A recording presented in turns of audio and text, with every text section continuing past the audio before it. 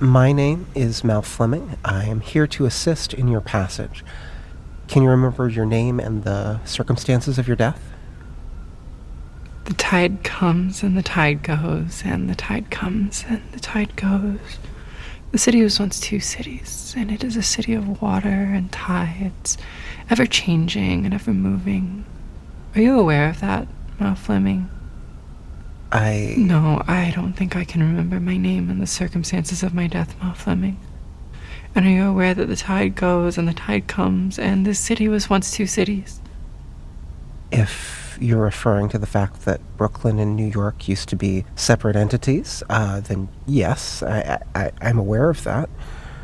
Does the tide bear any relation to... Were you a fishmonger, perhaps, or... I am not sure. Should I be? Is there a name you would like me to call you for the purposes of this conversation?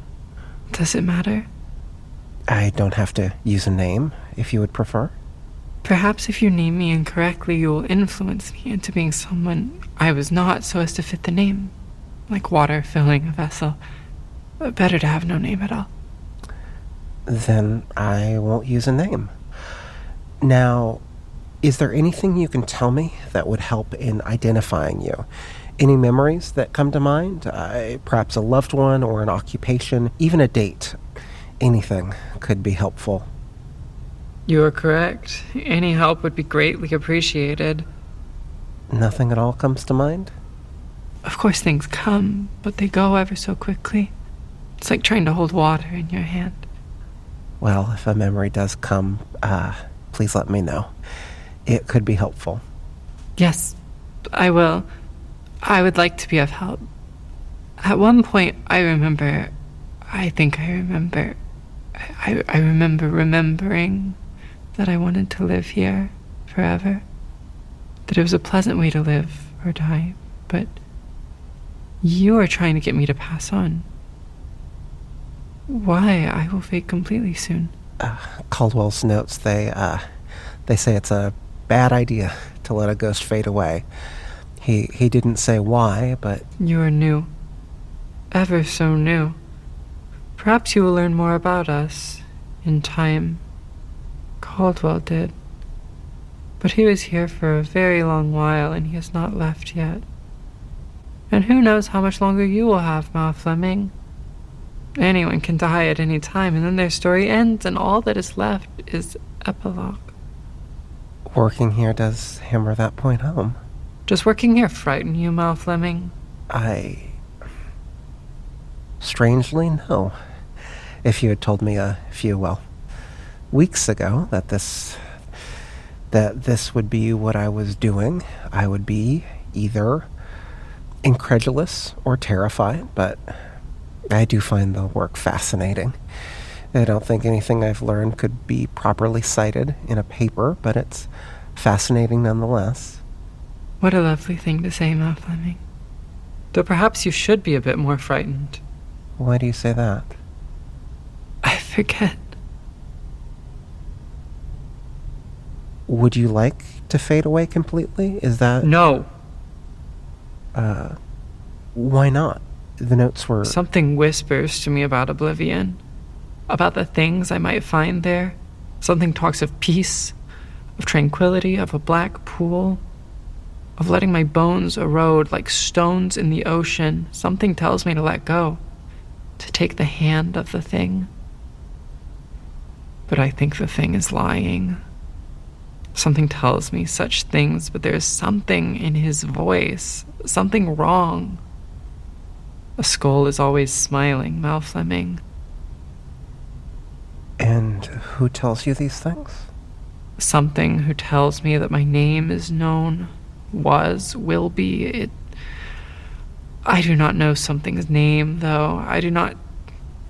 At times, I think that the something is within me, and at times I think it is coming from outside of me. Borders are so porous. I am so sorry. I want to remember things. I really do. I am trying so hard. Are you angry at me? No. It's all right. Would you like to talk more about the something that... No, I would like to forget it. Most of the time I do. Understood. Is there a way that I can assist in your passage? I keep trying, but it is a door made of onyx that I cannot open. It needs something, a key, but I do not know what the key is. Perhaps the key is a memory? Perhaps it is my name? Perhaps I need to be more of myself in order to pass on, but I cannot grasp who I once was, and there's no one in the graveyard old enough to remember. But perhaps you do. Have you discovered something? Is that why you're here? Unfortunately, your tombstone is completely worn down. Caldwell's notes are, well, it would be fair to categorize them as lacking. Oh. Perhaps we can talk to Caldwell then. He is still here. Or did I make a mistake? Caldwell died a few months ago. I did not make a mistake. He is still here. We could talk to him. I have tried that. I would love to get more of a sense of, well, my responsibilities, but he has either passed on or he will Oh, yes, of course. He will not talk to you. I am sorry. My memory comes and goes. Is there a reason why Caldwell won't talk to me? Do you have any other ideas to make me remember? If Caldwell won't... He will not talk to you, and in a few moments I will forget the reasons why. Caldwell is such an interesting name. It means cold spring. I am not sure how I know this. Are names important? Sometimes I think they are the most important things in the world, and sometimes I think they do not matter at all. I am so sorry. Mal Fleming. It is best to move on. All right. You speak English, so would it be safe to assume that you spoke English during your life? That is a good assumption, but I am not entirely sure it is true. When you're dead, your accent, your language, your way of speaking, it grows and changes, and this is an English graveyard, Mal Fleming. Mal Fleming. The more I say your name, the more solid it becomes, the easier it is for me to remember it.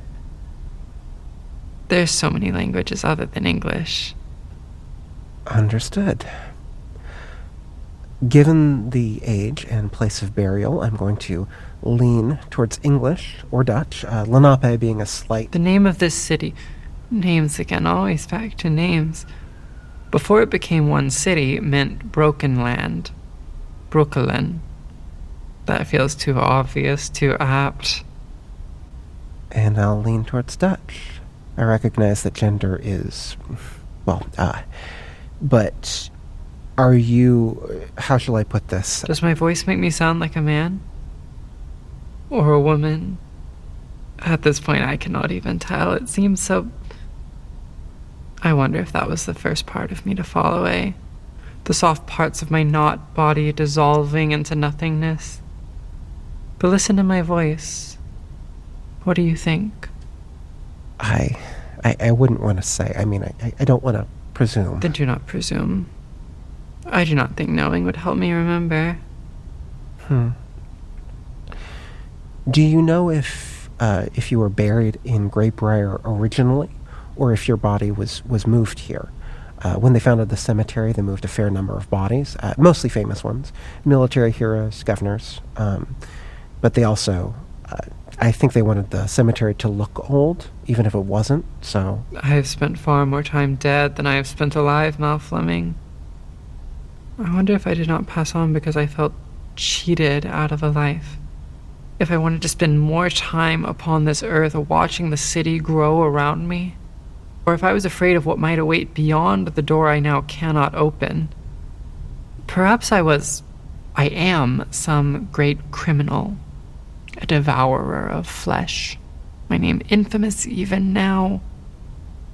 But now I find it difficult to even remember the life after my life. The spirits that were my friends, my enemies, the conversations we must have had. Our interactions with the living, as limited as they might have been. I do not remember how I came to be at Greybriar Cemetery, only that I have tarried far too long within its fallow earth. You're difficult to see.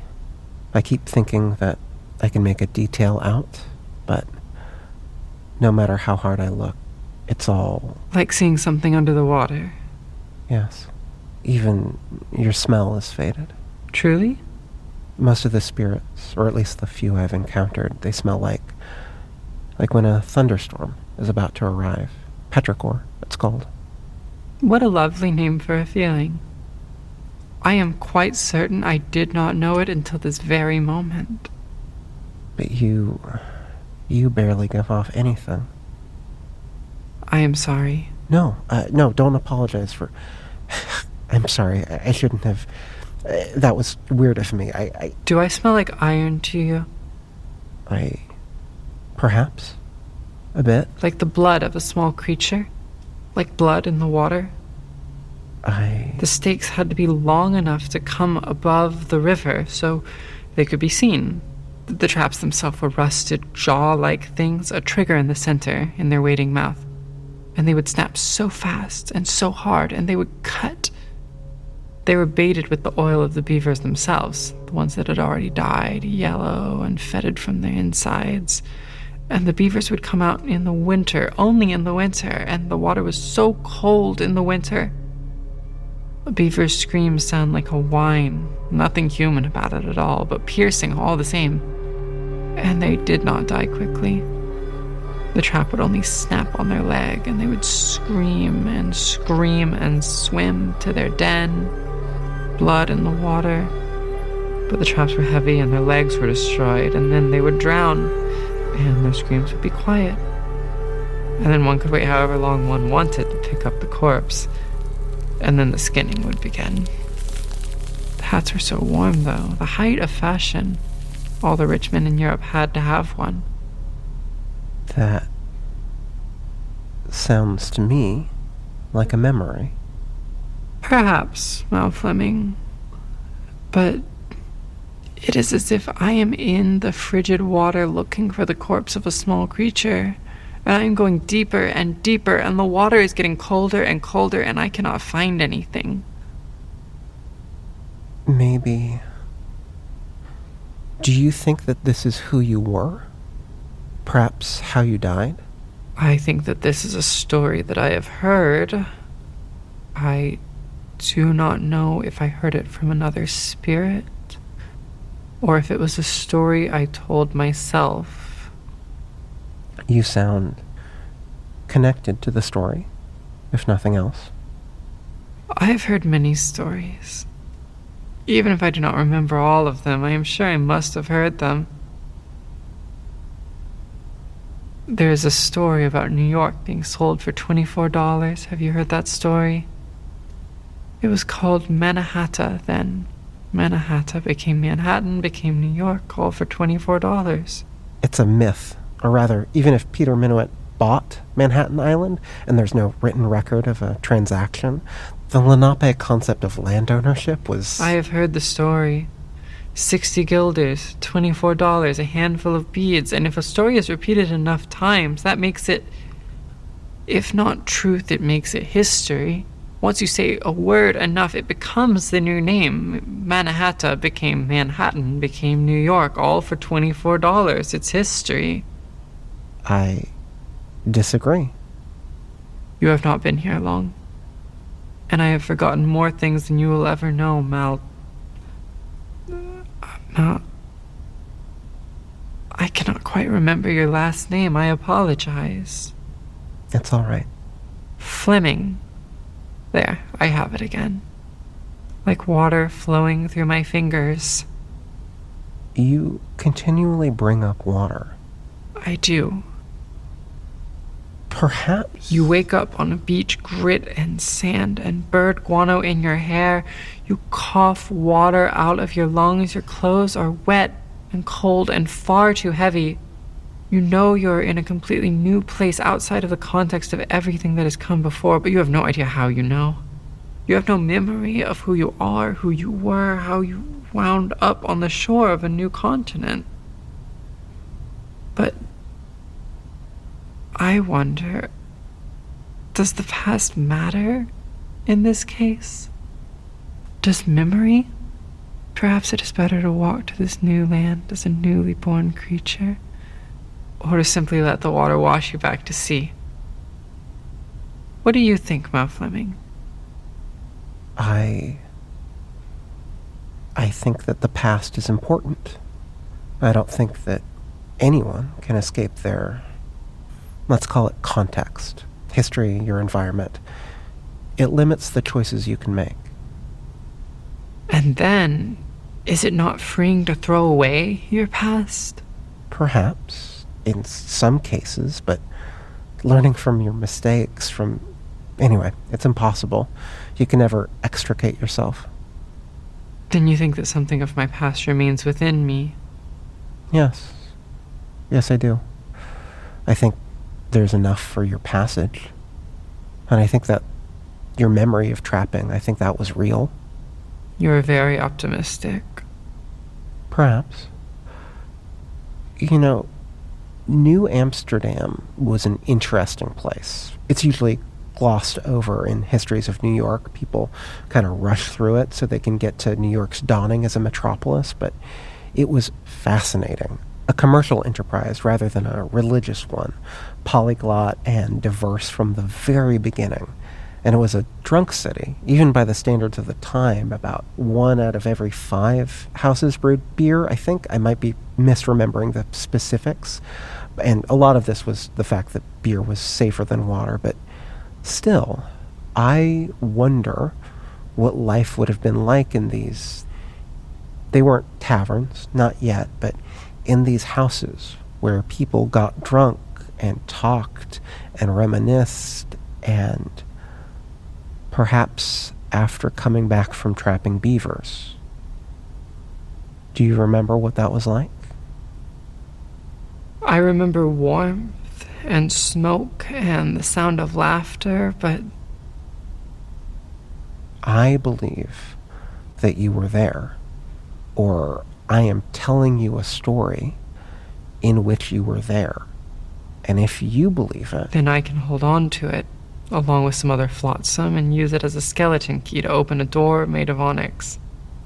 That would be the idea. And I'm sorry, but can I ask, why is it an onyx door? It is simply what it is made out of. And then what happens when I enter that onyx door, when I pass on? Do I come into a new place, wash up on a new continent with nothing but half-remembered stories and false names? Or everything is returned to you, and you become who you once were. Or perhaps it does not matter, and my soul is used up. Rain into the ocean. Perhaps, but... It is better than fading away, I think. I hope. I think so too. Good.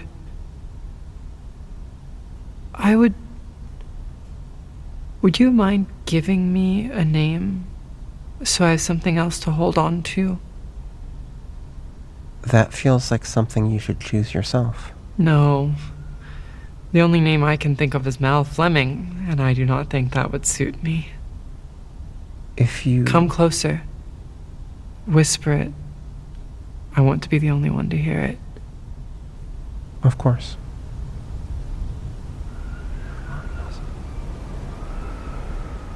That is a very good name. Now,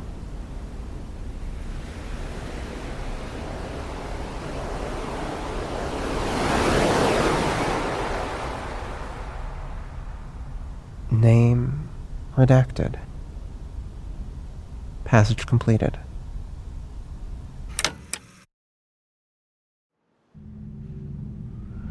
You've been listening to Conversations with Ghosts, a Dead Signals production. For complete cast and crew credits, check out our website at conversationswithghosts.com. Dead Signals is an independent operation, and we're supported by our patrons. If you like what you hear and want to support the work we do, go to patreon.com/archive81 to sign up. You'll get a bunch of fun extras, including behind-the-scenes Q&As, music, and access to the first podcast Mark and I ever made together. That's patreon.com/archive81. As always, thanks for listening.